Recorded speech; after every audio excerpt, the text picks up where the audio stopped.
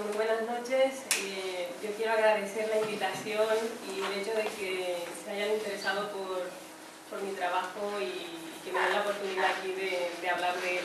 Intentaré ser breve y antes de entrar en materia, a mí siempre me gusta hablar de los antecedentes, es decir, de todos aquellos motivos que me llevaron a escoger el tema de estudio. Por eso siempre hago mías las palabras de Ana María Ruiz cuando dice: permitidme que comience por la historia y por complicar un poco más las cosas, que es una manera barroca de aclararlas. Es importante ir a los antecedentes para poder entender por qué se escoge este tema de estudio. Entre los años 2008 y 2011 yo trabajé en un programa de prevención de la violencia de género que patrocinaba la Caja de Ahorro del Mediterráneo. Se llamaba Conocer para cambiar la mirada. Y gracias a ese programa tuve la oportunidad de hacer talleres en institutos, en grupos de profesionales, asociaciones, grupos de mujeres, grupos de hombres, en varios puntos de España, porque los talleres eran gratuitos y se ofrecían en todos los sitios donde la CAM tenía sucursales. Entonces, esa experiencia de hacer talleres de prevención de violencia de género me dio la oportunidad de tener un conocimiento bastante cercano del imaginario colectivo que se tiene sobre la violencia de género. Y una de las cuestiones que aparecía, y era muy frecuente en los talleres que hacía, era hablar de la violencia de género, es decir, de la violencia de género en mujeres inmigrantes, pero con connotaciones de sufren violencia por su cultura, sufren violencia porque es normal que esto sea así. Y entonces eso me parecía, porque efectivamente yo miraba la información, los datos oficiales con respecto a la violencia de género en mujeres inmigrantes, y es verdad que los datos mostraban que había bastante casos de mujeres inmigrantes que sufrían violencia de género, pero a mí me parecía que el análisis que se hacía era un tanto reduccionista, es decir, que nos planteábamos el hecho como si fuera algo solo de mujeres inmigrantes, ¿vale?, cuando en realidad lo que a mí me parecía en ese momento, sin haber llegado a hacer ningún estudio, era que la violencia de género es un problema mundial. Entonces me sentí un poco comprometida como mujer inmigrante a escudriñar un poco en por qué los casos de violencia de género de mujeres inmigrantes, o las mujeres inmigrantes que sufrían violencia de género en este país, estaban sobrerepresentadas, teniendo en cuenta el peso demográfico que tiene la población inmigrante en España. Y entonces, en esa situación empiezo un programa de doctorado en la Universidad de Alicante, y terminados los cursos es necesario presentar una tesina. Entonces a mí me parecía totalmente oportuno estudiar ese tema. Y una vez terminada la tesina, habría que hacer la tesis doctoral y continué trabajando en el tema de la violencia de género en mujeres inmigrantes. Esa es la razón por la que elegí el tema de estudio. Ahora, cuando ya decido trabajar este tema, es necesario plantearme un marco teórico, es decir,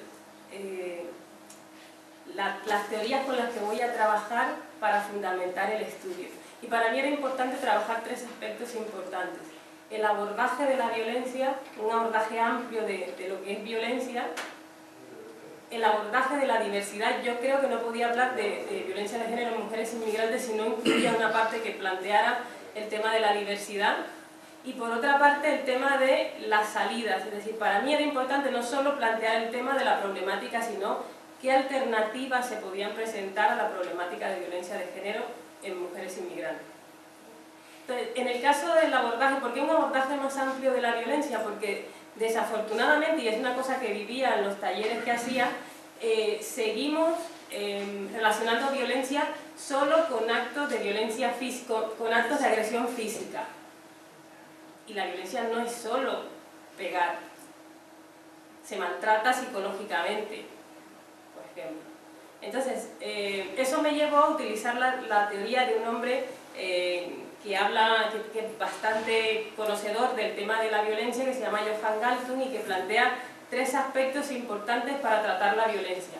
Este hombre habla de violencia directa, que es la violencia, según palabras textuales de este hombre, fácilmente reconocible al ojo desnudo, es decir, la violencia física.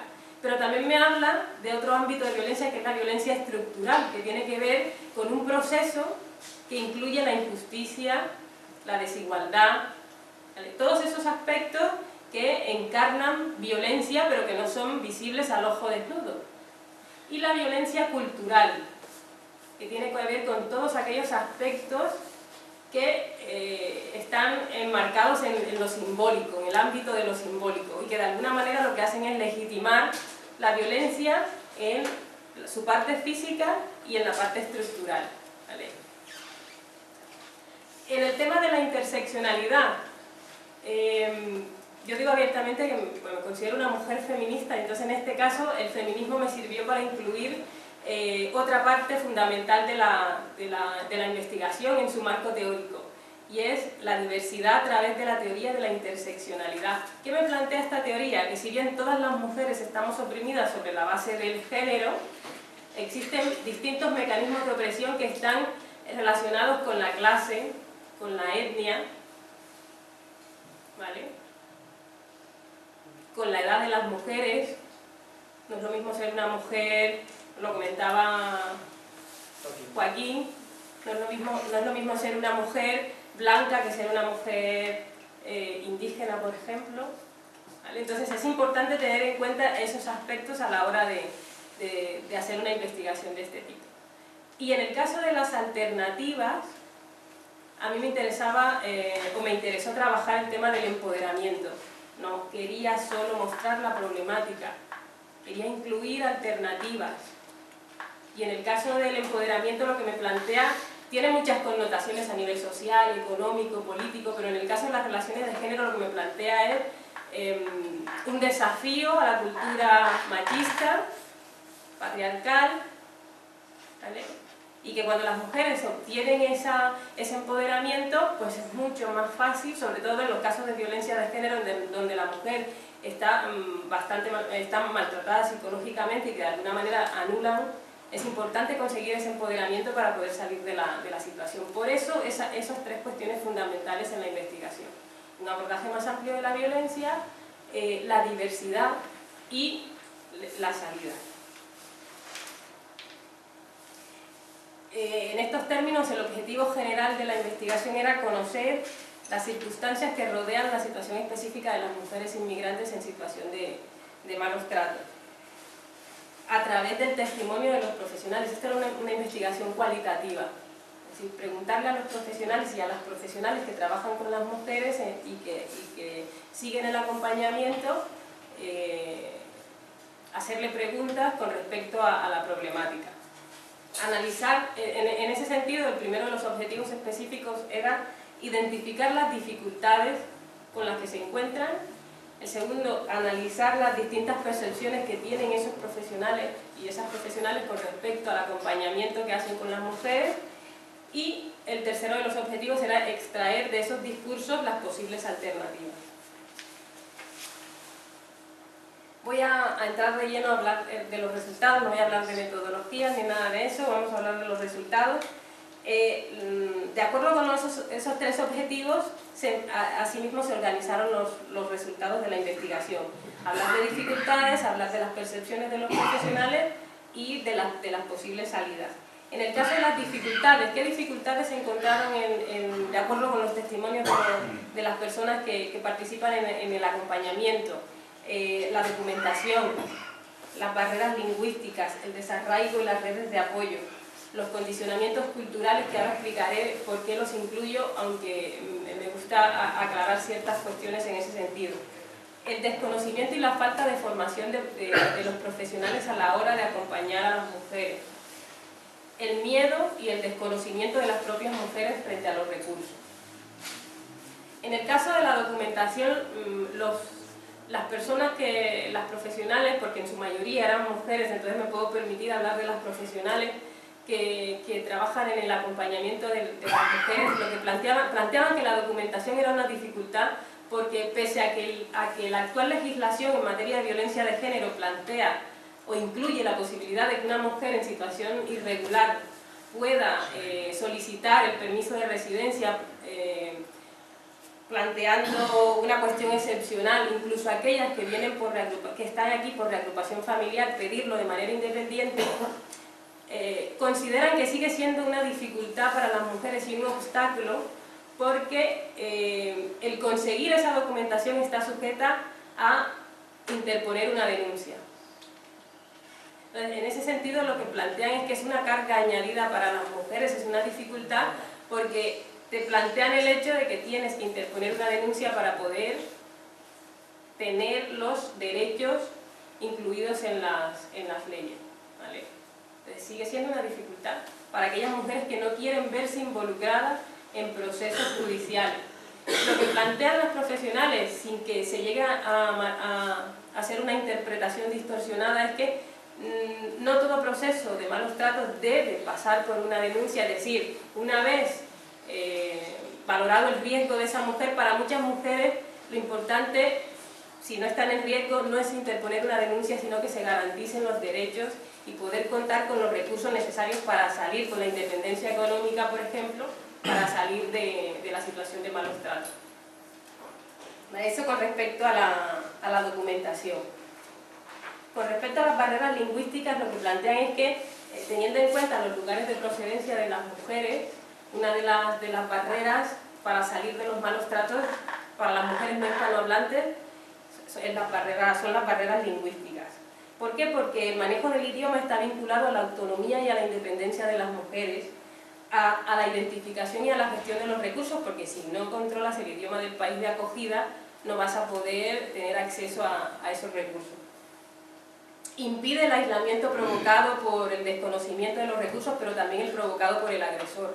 Si la mujer no controla el idioma, pues es mucho más fácil que él se aproveche de eso para mantenerla aislada. Posibilita además conseguir empleo. Resulta indispensable a la hora de llevar a cabo un proceso terapéutico para que la mujer, cuando se somete a un proceso terapéutico con una psicóloga o un psicólogo, es mucho más fácil si conoce, es totalmente imprescindible que conozca el idioma del país de acogida. Y es un instrumento esencial para informarles acerca de las consecuencias de una denuncia. Muchas mujeres se enfrentan a procesos judiciales sin tener claro a lo que se enfrentan. Entonces es importante que sepan exactamente a qué se enfrentan cuando empiezan procesos judiciales. En el caso del desarraigo y las redes de apoyo, aquí hubo puntos de vista. Desde luego hubo profesionales que plantearon el hecho de que las mujeres que no tengan redes de apoyo es mucho más fácil salir de esa situación, pero también plantearon el hecho de que no siempre la familia es un sitio es sinónimo de protección, y para muchas mujeres su contexto familiar lo que hace es aumentar o de alguna manera apoyar la sumisión. Es decir, que ella se mantenga, recomiendan que se mantenga en esa situación de malos tratos. Entonces lo que plantean muchos profesionales es que para muchas mujeres es una ventaja no tener esas redes de apoyo, porque es mucho más fácil que hagan los cambios necesarios a la hora de dejar al maltratador, por ejemplo. ¿Vale? Con respecto a los condicionamientos culturales, yo siempre, bueno, lo coloco en la tesis y siempre me gusta remarcar, hablar de condicionamientos culturales. La idea en ese sentido no fue nunca etiquetar a las mujeres ni generar prejuicios con respecto a esto. Lo que planteo en este sentido es que se parte del hecho de que la violencia de género es un problema mundial, pero sí que es verdad que de acuerdo a cada contexto tiene sus particularidades y permanece mucho más arraigada en algunos sitios más que en otros, ¿vale? Entonces, es un problema mundial, pero que tiene particularidades. En este sentido, a mí me parece importante advertir que la cultura, y eso es positivo, es susceptible de cambio, con lo cual también lo son las actitudes de tolerancia frente a la violencia. Pero estas actitudes, mientras permanecen vigentes, son una forma de mantener a las mujeres en la situación de maltrato. Por eso lo importante de que los procesos terapéuticos sean personalizados y que no se basen en prejuicios, sino más bien en el conocimiento de qué tanto están influidas esas mujeres por sus condicionamientos culturales, porque a veces tenemos prejuicios y pensamos en una mujer por ciertas características que tiene, ya consideramos que es una mujer sumisa, y quizá mujeres con las que tenemos estereotipos distintos, que pensamos que son mujeres que no son sumisas y que y que por ser mujeres europeas no son sumisas y sin embargo sí que lo son. Entonces, lo importante de tener en cuenta esto no es etiquetar ni generar prejuicios, sino más bien plantear el hecho de que los procesos de salida tienen que hacerse de manera personalizada, identificando qué tanto están influidas las mujeres por esos condicionamientos culturales, pero sin prejuicios de antemano, ¿vale? El desconocimiento y la falta de formación de los profesionales. La mayoría de las declaraciones de las personas que participaron en las entrevistas lo que planteaban sobre todo eran en los procesos judiciales, es decir, cuando la persona que acompaña a la mujer no tiene claro lo que ella tiene que pasar en temas de inmigración, puede abocar a la mujer a tomar decisiones que luego van a ser perjudiciales para ella.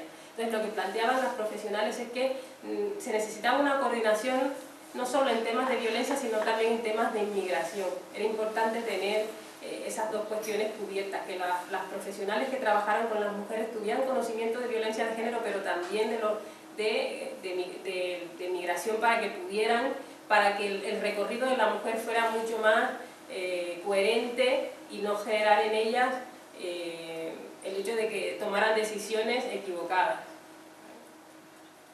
El miedo, aunque el miedo es una cuestión que se sufre en todos los casos de violencia, en la investigación se incluyó como una cuestión específica también en el caso de mujeres inmigrantes, porque el proceso migratorio como tal incluye miedos que son específicos del proceso migratorio, como tiene que ver la dependencia del maltratador producto de la falta de documentación, el desconocimiento del idioma y de los recursos, también eso genera miedo.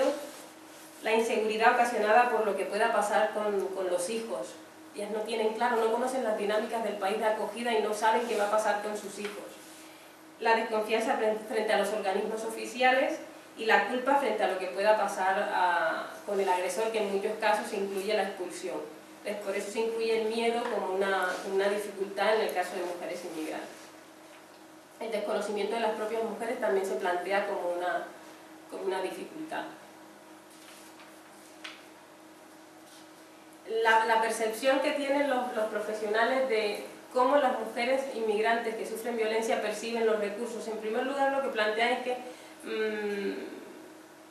depende de su situación administrativa, porque si su situación administrativa es regular, ellas van a tener acceso a los recursos, y si no, son conscientes de que no pueden acceder a ellos.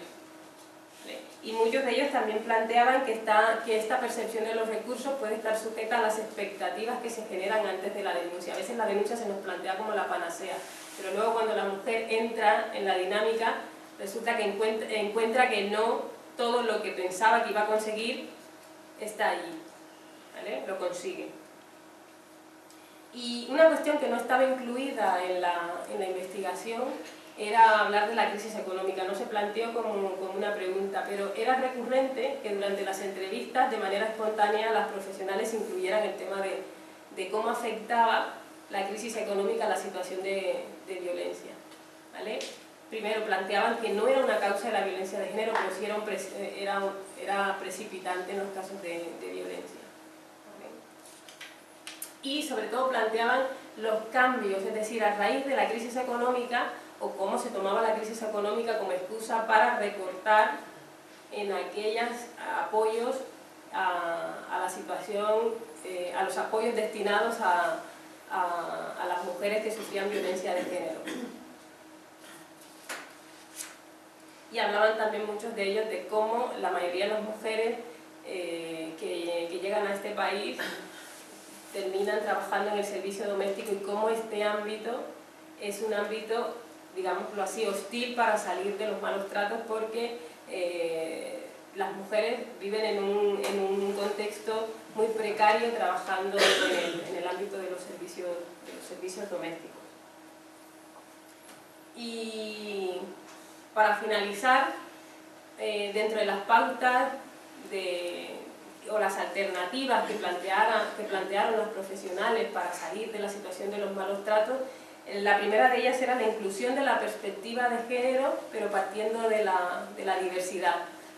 Muchas de las profesionales que plantean procesos terapéuticos incluyen en ese proceso la perspectiva de género, es decir, desmontar en las mujeres el machismo, que es de alguna manera la base de esta violencia, una de las causas de esta violencia.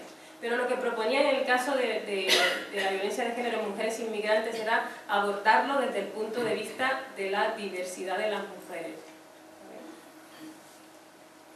Garantizar el acceso efectivo a los recursos, y esto tiene mucho que ver con el hecho de que no esté sujeto el acceso a los recursos a interponer una denuncia. Promover el papel de las asociaciones que trabajan con población inmigrante. ¿Por qué? Porque lo que plantean los profesionales es que el hecho de que en este ámbito se incluya el trabajo directo con población inmigrante los convierte en receptores privilegiados y que podrían cumplir un papel muy importante en la prevención, en la detección y en la derivación de los casos. Coordinar esfuerzos con los países de procedencia, porque una de las cuestiones es que cuando la mujer solicita la documentación, les resulta en muchos casos costoso pedir esa documentación a los documentos que tienen que ver con su país de origen.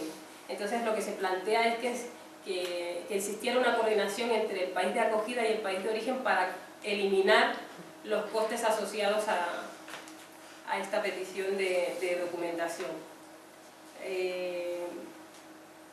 Voy a terminar con dos conclusiones de la tesis que me gustaría leer textualmente, porque creo que fue de las que más me llamó la atención.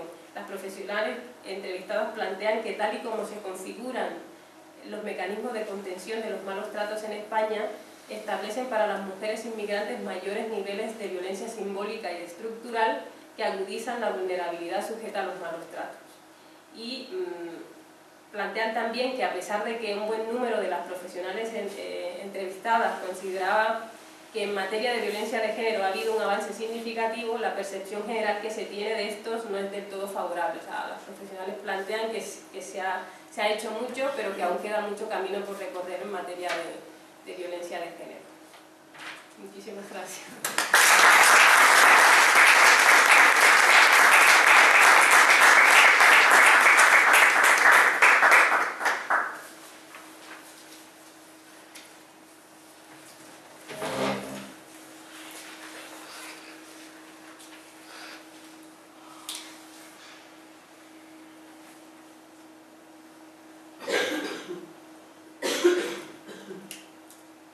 ¿Sabrina esto? Sí, ¿no? Sí.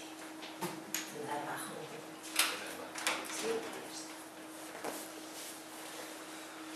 Sí. Bueno, pues antes de nada, agradecer la acogida a este pequeño mundo que tenéis aquí en SAS. Es un placer, es un viernes, es tarde, estamos todos cansados, voy a intentar ser muy breve. Me toca una parte, bueno, antes agradecer a FINA, Ayuntamiento de Servicios Sociales, y a Joaquín, que ya me ha presentado, me llevo un poco de cariño, pero bueno, son muchos años compartiendo experiencias y cuestiones personales de muchas personas que conocemos en común y bueno, trabajamos por intentar salvarles situaciones complicadas. Mi parte es un poquito complicada de explicar, porque es un tema muy jurídico y que conlleva muchos matices y muchas instrucciones, muchas normativas, muchas leyes, y es un rollo. Realmente yo como abogado me aburro mucho con las leyes, pero me toca leerlas, me toca aplicarlas, me toca buscar los lados buenos de las leyes para que facilite el acceso a documentación a los extranjeros que se encuentran entre nosotros. Estamos viviendo una situación muy delicada a nivel mundial. A nivel europeo está generando mucha crisis a nivel de todo. Estamos viendo todos los cimientos de lo que es la Unión Europea. Estamos escuchando noticias últimamente que realmente da mucho miedo lo que se está moviendo por ahí. No conocemos ni la mitad de lo que está cociendo en estos países capitalistas con muchos intereses económicos, de armas, es decir, es un cinismo. Está hablando Nacho García, no habla Asti, no habla secretariado, hablo yo y yo soy consecuente con lo que digo. Es decir, soy abogado del Secretariado de Migraciones, pertenezco a una entidad que es de la diócesis del Obispado de Alicante, pero bueno, tengo la libertad de poder opinar porque voy con conocimiento de causa. Si no, no estaría aquí.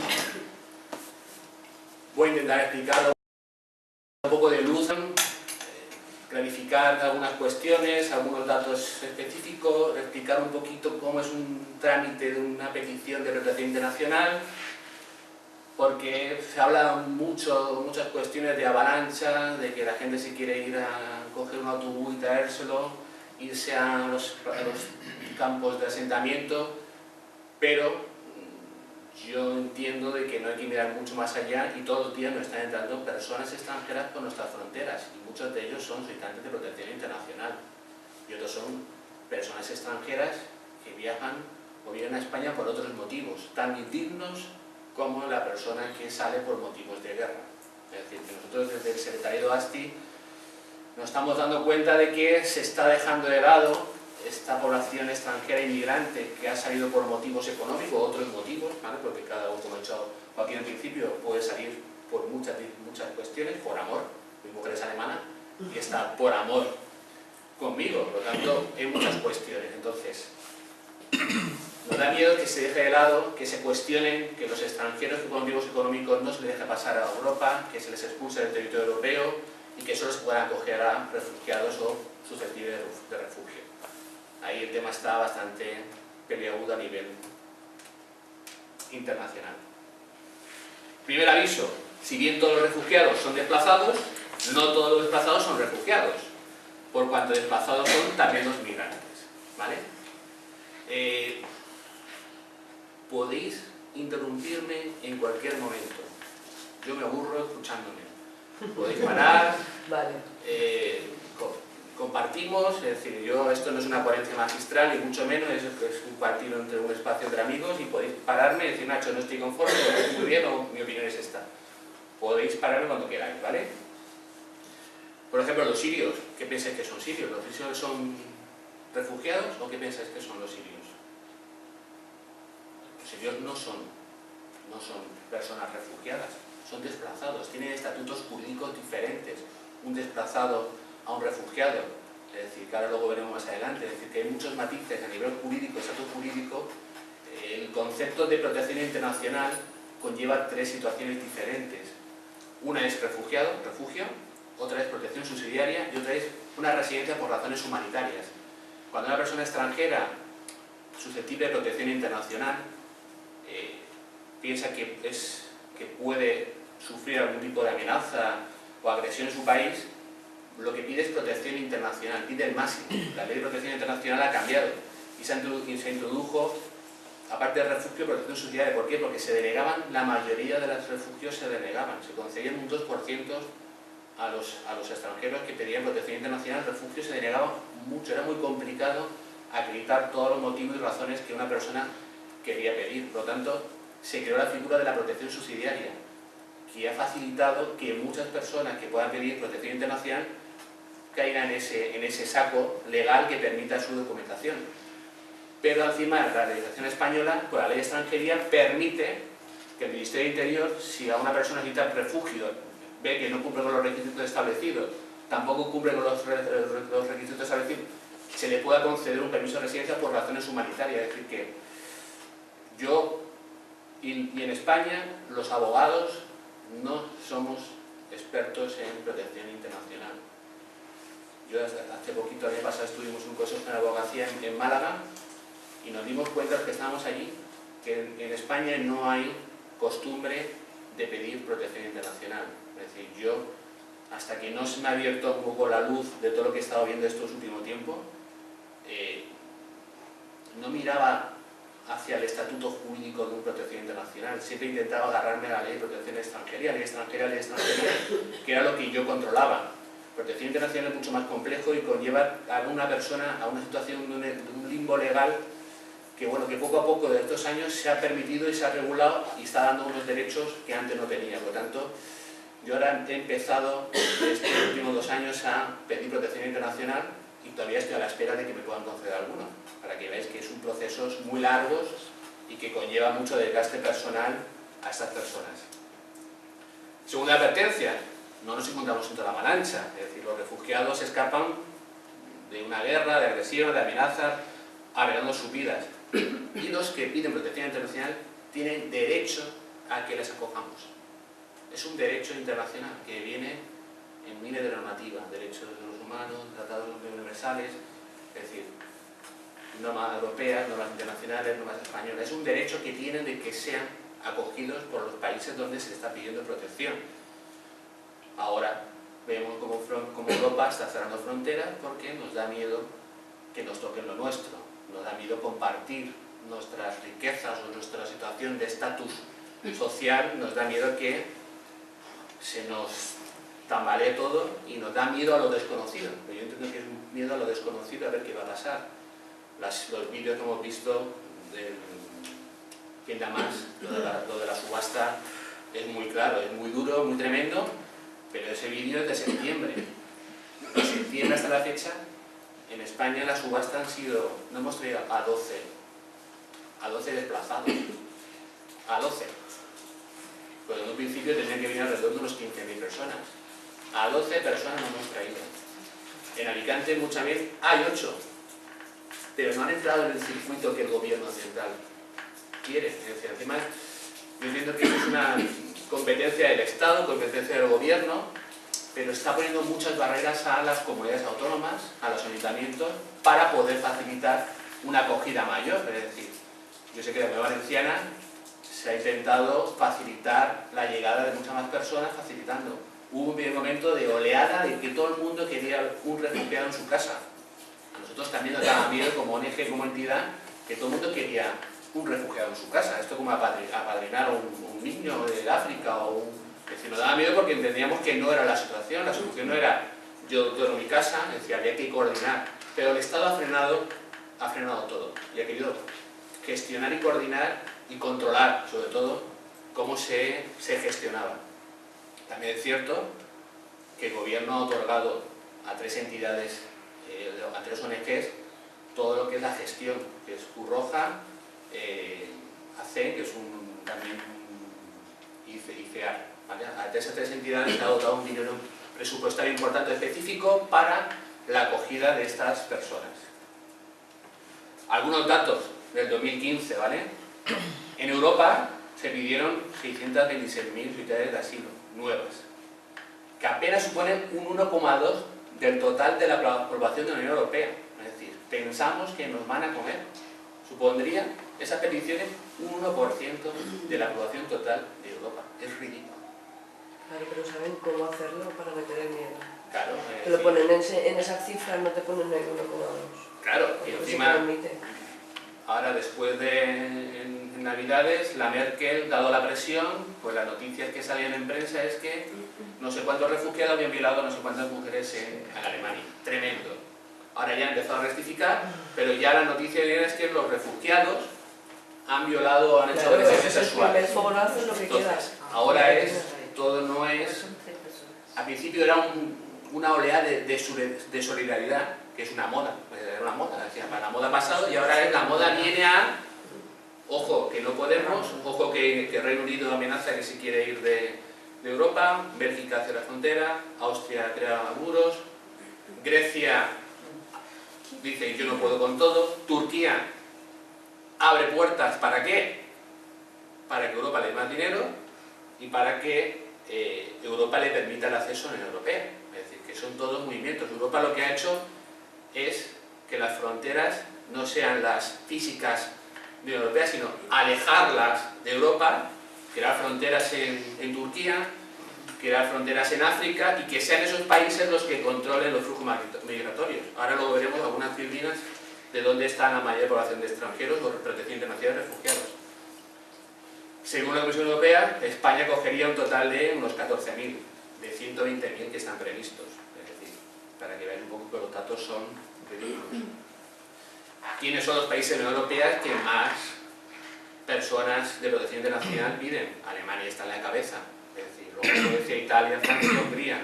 Alemania siempre es un país que ha sido pionero en el tema de protección internacional, pero fíjate lo que está pasando en Alemania. Mi mujer yo porque hablo un poquito alemán, y por eso no me peleo con mis suegros, porque si yo intuyo todo lo que mis suegros me han dicho estas navidades a mí, pues me hubiera peleado con mis suegros, pero como no los entiendo ni me entienden a mí, pues me llevo fenomenal con ellos. No me hablo, pero me llevo fenomenal. Pero veo televisión alemana, entiendo alemán, y las noticias en Alemania es todo contra Merkel, todo contra los refugiados, oleadas de quemas de casas de refugiados, Sí. es decir, que un ambiente está duro, ¿vale? ¿Quiénes son los más accesibles a protección internacional?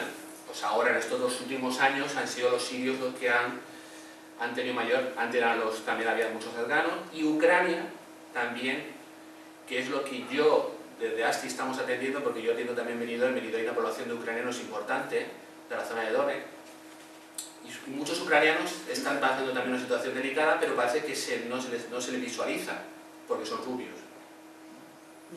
Son rubios, y porque quizás sean ucranianos que a nivel económico hayan podido entrar con un visado y el viaje haya sido en avión, y obviamos. También es cierto que en la provincia de Alicante y en España tenemos sirios ya con condición de refugiado o protección subsidiaria de hace años, pero fueron los primeros que salieron y fueron los que tenían dinero para salir y conseguir un visado. Pero claro, no es fácil también tener un visado, es decir, primero han venido los que más dinero tenían, se han establecido en gran parte de Europa, sobre todo en Alemania, y cuando vienen a España, un sirio, no quieren quedarse en España. ¿Por qué? Porque tienen familia en Alemania, quieren irse a Europa, a Alemania, a Bélgica, a Austria, donde tienen sus familiares que hace muchos años ya salieron de Siria. Pero la ley de extranjería o la ley de asilo, por Convenio de Dublín, te establece, usted entra por España, el país competente para resolver su protección internacional es España. Por lo tanto, España tiene que admitir a trámite la solicitud. No puedo irme a Alemania y pedir protección internacional. De ahí todo eso que salía en la tele, que se negaban a poner huellas digitales, las huellas digitales en frontera. No quieren que me tomen huellas. ¿Por qué? Porque realmente que yo tomaba huellas en Hungría, ya era Hungría el país competente para resolver mi protección internacional. Yo ya no podía irme luego a Alemania, que es un poco el destino de todos ellos. Tenía que quedarme en Hungría. Ellos en Hungría no querían quedarse. O en Rumanía. O en Grecia. No querían. Ellos querían llegar donde estaba su familia, donde la gente estaba esperando, donde podían facilitar alojamiento. Es decir, que para que veáis un poco lo complejo. Pero, ¿cuáles son los países que más presión migratoria a nivel de protección internacional tienen? Turquía, Pakistán, el Líbano.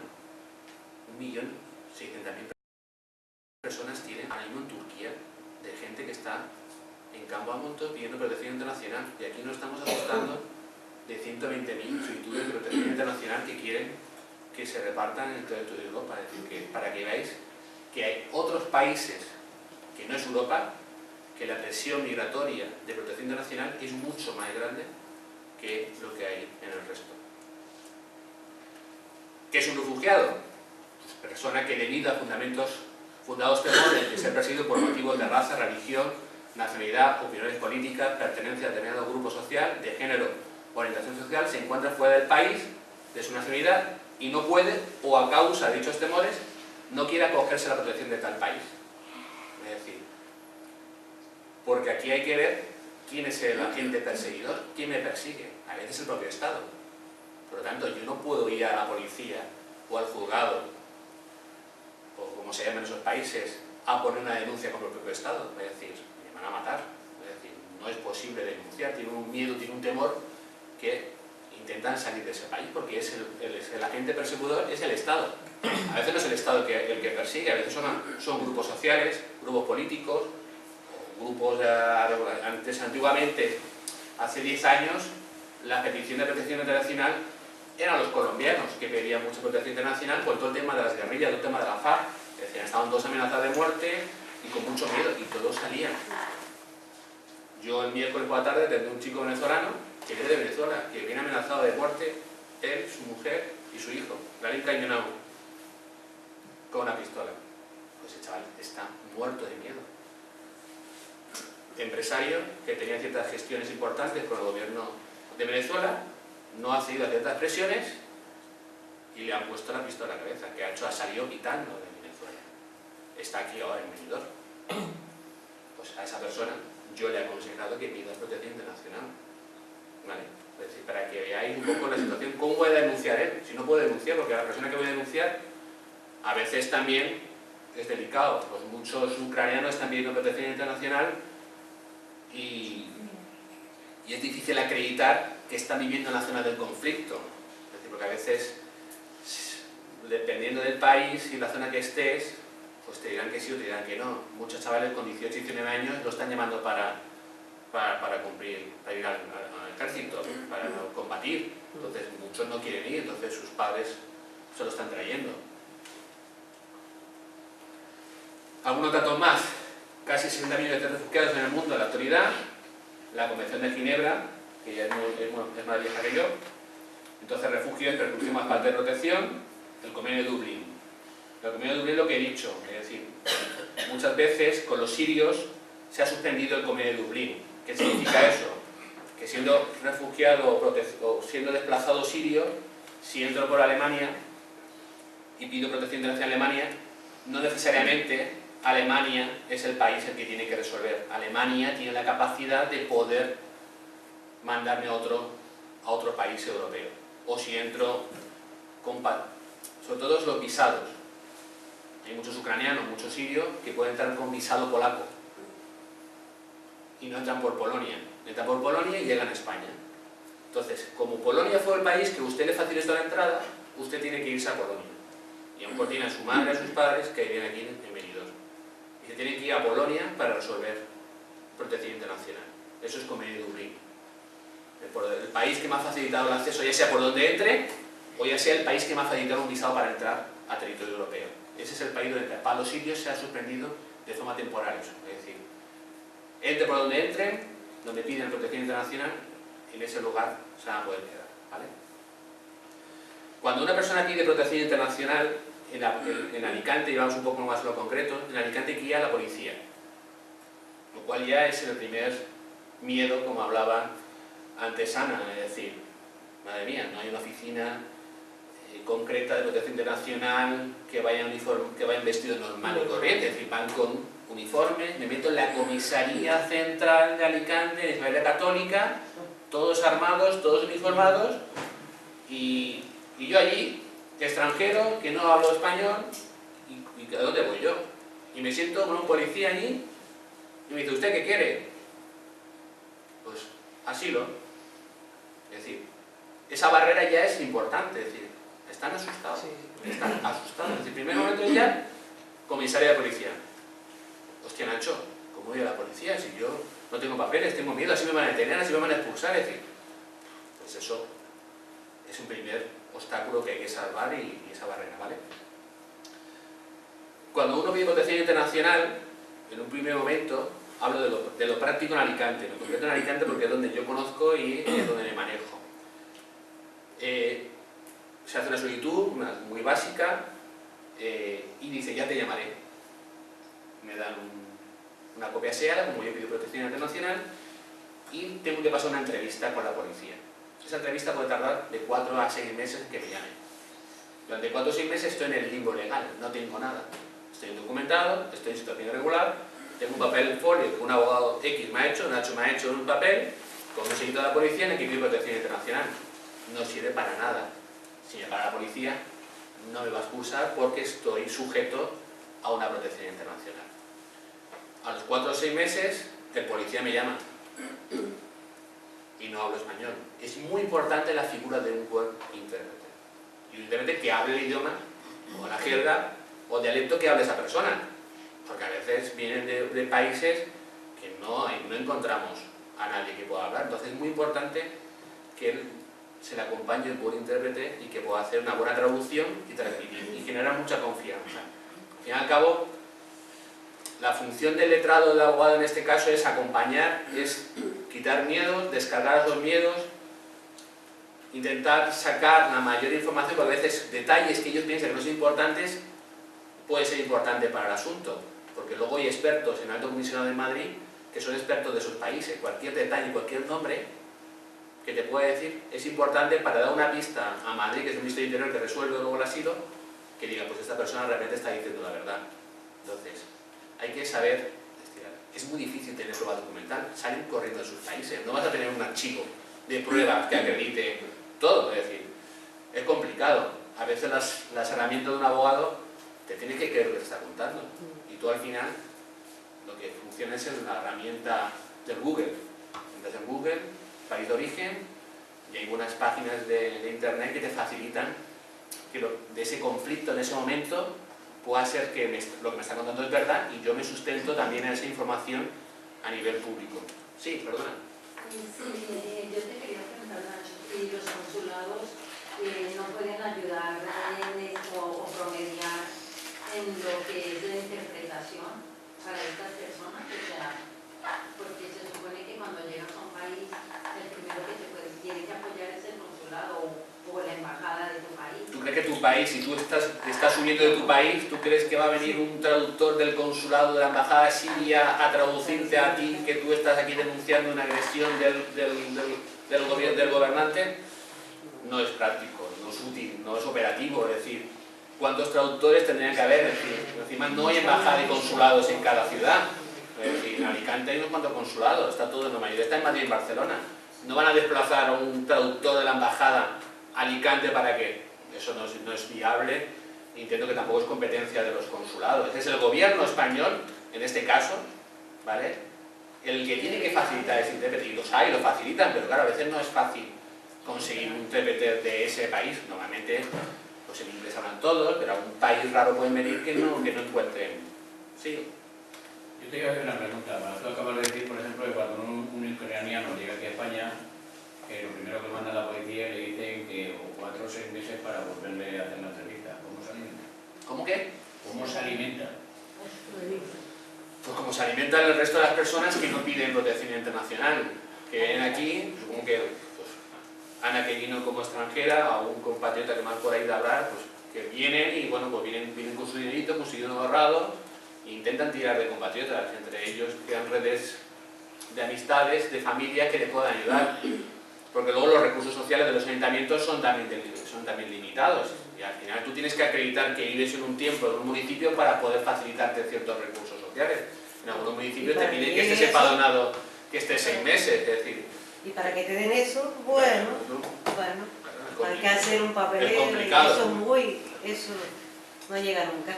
Sobreviven, pues a través de las parroquias, a través de las Cáritas, a través de las ONG, a través de los bancos de alimentos, pues bueno, pues puede ser trabajando en negro, en B o en H, como puedan, es decir, pues la pasan muy mal, es decir, más con la crisis que ahora, pues la pasan putas, hablando en claro.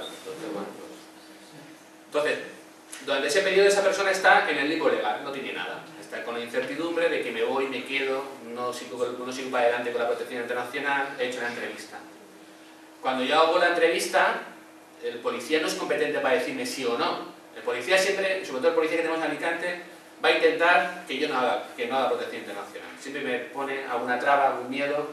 ¿Y tú para qué pides esto? Si Ucrania en un año se va a solucionar, ¿y tú por qué pides aquí? ¿Y por qué lo pides ahora? Porque en un principio, protección internacional tienes que pedir al mes. En un plazo de un mes tendrías que pedir protección internacional, pero mucha gente desconoce o no se atreve a pedir protección hasta que alguien le dice, oye, que tú eres objeto de protección internacional, que adelante, que vamos para adelante. Ah, sí, Nacho, es que claro, es que ha pasado más de un medio, da igual, la ley contempla circunstancias excepcionales para poder pedir un argumento. Entonces, ellos ¿y por qué lo pides ahora? 6 meses después. Pues mira, porque ahora he encontrado un abogado, una persona que me ha orientado y que me ha ayudado a que yo lo pida. La policía intenta, pues no tener trabajo, esto es una cuestión de volumen de trabajo. Pasados esos 4 o 6 meses que hacen la entrevista, el policía manda al alto comisionado de Madrid pues esa entrevista con los documentos o con los datos que yo he facilitado en esa entrevista. Entonces, en Madrid puede pasar 2 cosas: que admitan a trámite mi petición de solicitud de protección internacional o que me admitan a trámite mi petición de protección internacional, porque entienden que no hay fundamento. Uno de los motivos de la admisión a trámite es el Convenio de Dublín, porque me digan, mira, usted tenía un visado polaco y usted me está pidiendo protección internacional en Alicante. Váyase usted a Polonia y continúe usted con el trámite. Yo tengo un chico que es de Bielorrusia, que hace 4 años pidió protección internacional, había entrado por Francia con visado francés. España dijo, vale, usted puede pedirlo, se fue a Francia, después de estar 2 años en Francia esperando la resolución, Francia le denegó la protección internacional y se quedó fuera. Vino otra vez a España y sigue estando en Alicante. Pues ahora es un jefe político muy duro en Bielorrusia que está perseguido y no tiene el pasaporte caducado porque no puede comparecer en el consulado de su país, que tú hablas, que un consulado, él no puede ir al consulado a renovar el pasaporte, ni puede hacer nada que sepa el gobierno bielorruso que se encuentra en España, porque lo van a matar, claramente. También es amigo de algún amigo tuyo de Alicante. Entonces, las dificultades que tiene esta persona es complicada. Lo bueno, que ha evolucionado muchas admisiones a trámites de protección internacional. Al crear la figura de protección subsidiaria y razones humanitarias, se están admitiendo muchas peticiones de protección internacional. ¿Qué pasa cuando se admite a una persona a protección internacional? ¿Lo sabéis? Lo tengo por aquí. Bueno, esto es protección subsidiaria. Cuando se le admite, se le entrega esa tarjetita roja, que es la gran desconocida. Se le documenta con esta tarjetita roja, que es una tarjeta que dice que esa persona está pidiendo protección internacional.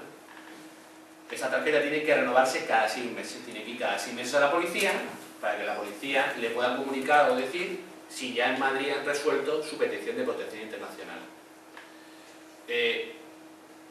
Pasados los primeros 6 meses, esta tarjeta roja permite también trabajar en el territorio español. Es como si fuera una tarjeta de residencia normal y corriente, lo que pasa es que tiene unas cualidades físicas que hace 10 años eran dos como esta y esta sigue siendo así. No me preguntes por qué, porque a veces le quedará un cartón rojo a la policía, al Ministerio del Interior, y quieren, porque esto es muy fácil de falsificar, no tienen controles de nada, es un cartón muy fácil.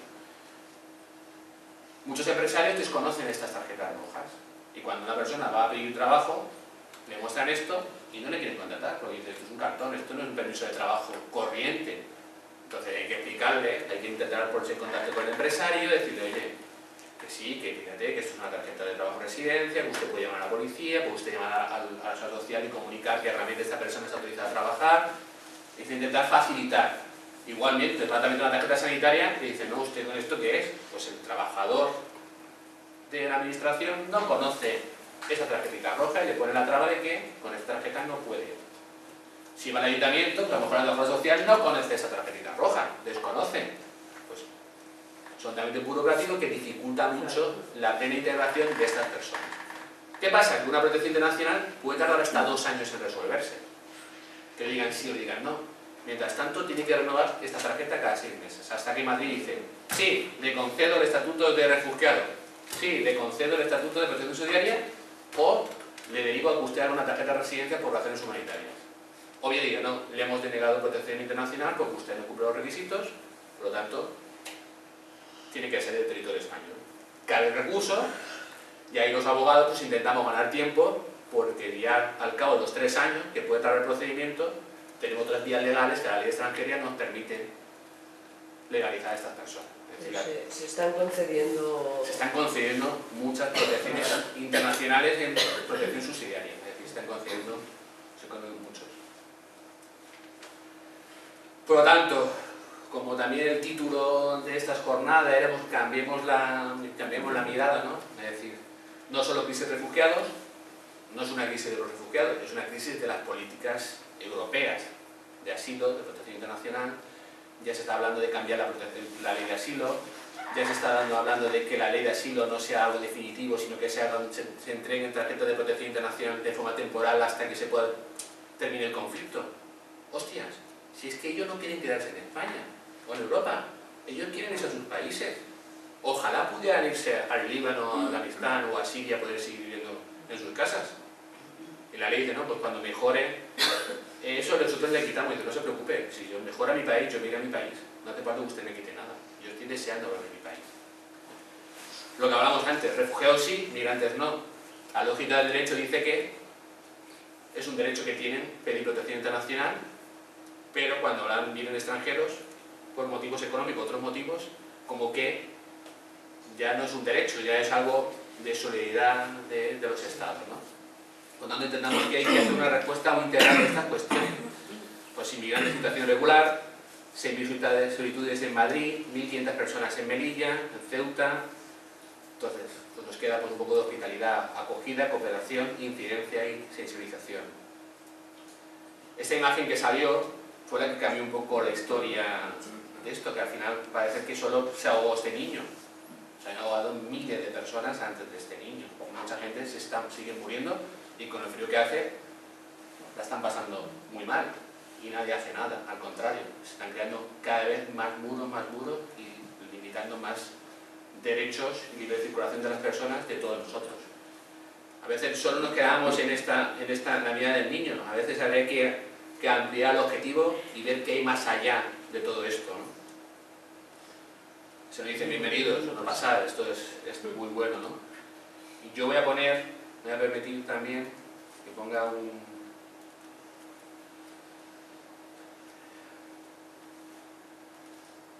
Ya demostramos que los inmigrantes son los causantes de todos los problemas. Nos roban el trabajo y colapsan los servicios públicos. Vamos a verlo. Lo que suelo hacer los fines de semana, con el frío que hace y que se está pasando fatal, yo como no tengo calefacción en mi casa, pues me pongo mala, me da una crisis de taquicardia, voy al hospital, me ingresan, pues y me quedo ahí tan pancha. Les quito el trabajo a los españoles, pero cuando me jubile, pienso quitarle los viajes del Inserso a Benidorm. En mi país soy ingeniero, pero cuando vine a España me matriculé en primero de la ESO solo por hacer gasto. Yo vivo como un rey gracias a las ayudas del Estado. Si vivo en un piso de 40 metros cuadrados con 10 personas es porque no me gusta estar solo. Yo a mis hijos les obligo que repitan curso. Como la educación aquí es gratis, me aprovecho. Me habían dicho que robarles el puesto de trabajo a los españoles es fácil, pero más fácil es robarles a las mujeres. Yo en realidad soy de Murcia. Para mí hago pasa por inmigrante para vivir y cuento.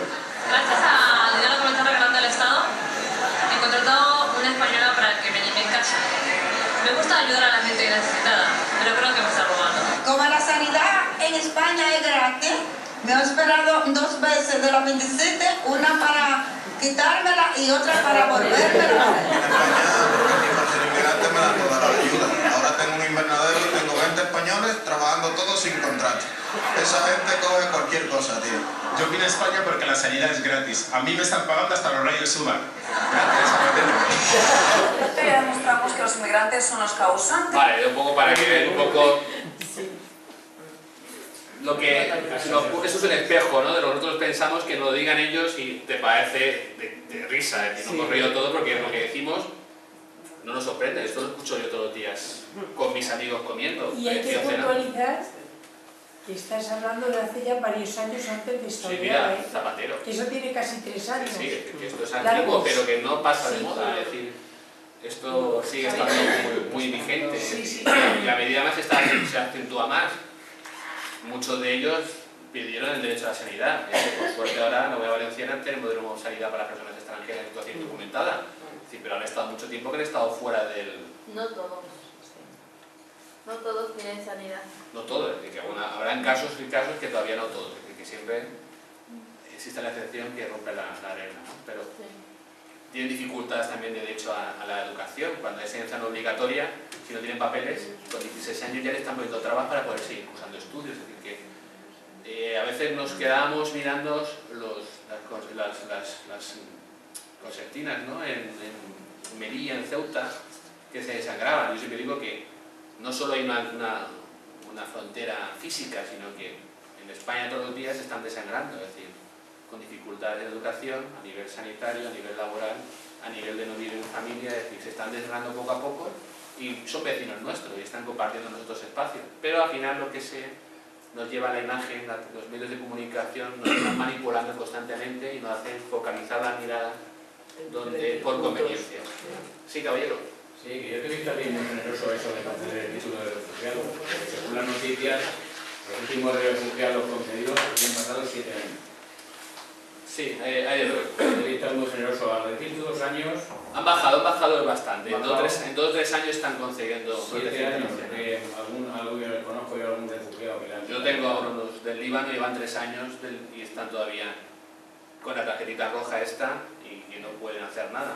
Porque encima una vez que tú haces eso te quitan el pasaporte, te tienen controlado, entonces muchos de ellos desisten a esa protección internacional porque les quitan el pasaporte y es lo único que les queda, ¿no? Entonces ven esto y desconfían mucho. Yo por mi parte, ahora si queréis compartir un espacio de... Sí, lo digo por organizar un poquito el tema y que haya un tiempo también para terminar dignamente, ¿no? Si os parece, después de lo que hemos escuchado, pues podemos ya abrir un turno de palabras, preguntar lo que queráis, a cualquiera de ellos, incluso a cualquiera de nosotros, es decir, vamos a establecer un diálogo común, ¿no? De todo lo que se os ocurra, de lo que habéis visto antes en las imágenes, de lo que han dicho Nacho y Ana, en torno a esta idea. Deciros que esto no va a acabar aquí, quiere decir que nuestro compromiso en el equipo es que cada año